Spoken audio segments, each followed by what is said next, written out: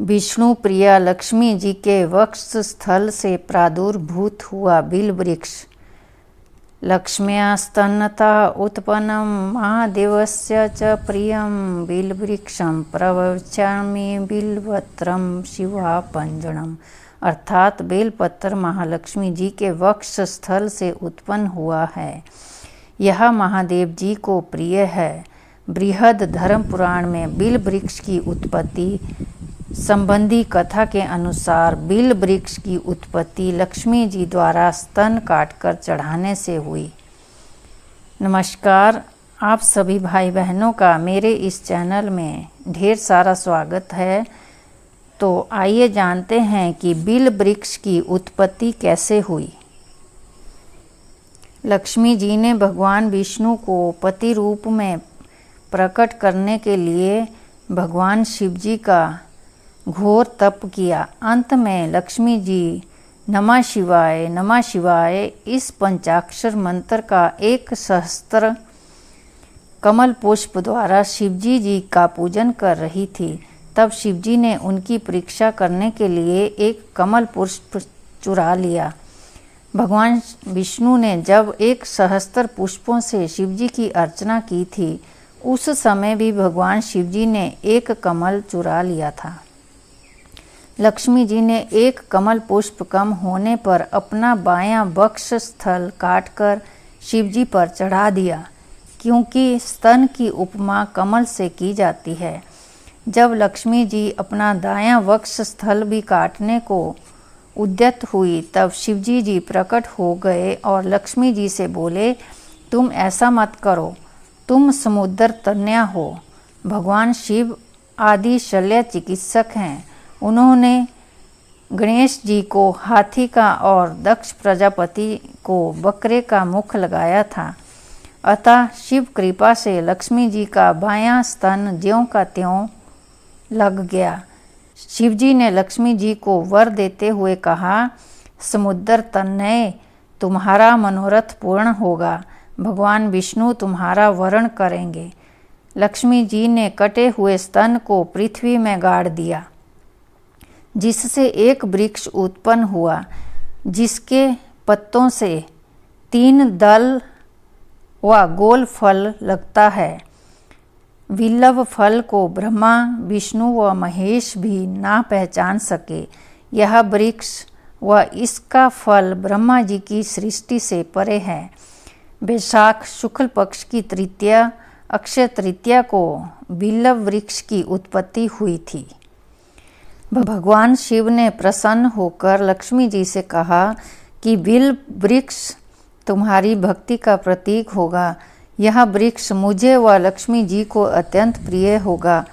हम दोनों की बिल वृक्ष से की गई पूजा मुक्ता, प्रवाल, मूंगा, स्वर्ण, चांदी आदि रत्नों से की गई पूजा से श्रेष्ठ मानी जाएगी। जैसे गंगा जल मुझको प्रिय है, उसी प्रकार बिल पत्र और बिल फल द्वारा की गई मेरी पूजा कमल के समान मुझे प्रिय होगी। बिना बिल पत्र के मैं कोई भी वस्तु ग्रहण नहीं करूँगा। बिल का पेड़ संपन्नता का प्रतीक है, बहुत पवित्र तथा समृद्धि देने वाला है। बिल वृक्ष में माँ लक्ष्मी का भी वास है। घर में बेल पत्र लगाने से देवी महालक्ष्मी बहुत प्रसन्न होती हैं। बेल पत्र से भगवान शिव का पूजन करने से समस्त सांसारिक सुख की प्राप्ति होती है। धन संपत्ति की कभी भी कमी नहीं होती। अभी जानते हैं बेल वृक्ष की विशेष बातें। बेल पत्र के पेड़ की टहनी से चुन चुन कर सिर्फ बेल पत्र ही तोड़ना चाहिए, कभी भी पूरी टहनी नहीं तोड़नी चाहिए। बिल वृक्ष के आसपास सांप नहीं आते। अगर किसी का शव यात्रा बिल वृक्ष की छाया से होकर गुजरे तो उसको मोक्ष की प्राप्ति होती है। वायुमंडल में व्याप्त अशुद्धियों को सोखने की क्षमता सबसे ज़्यादा बिल वृक्ष में होती है।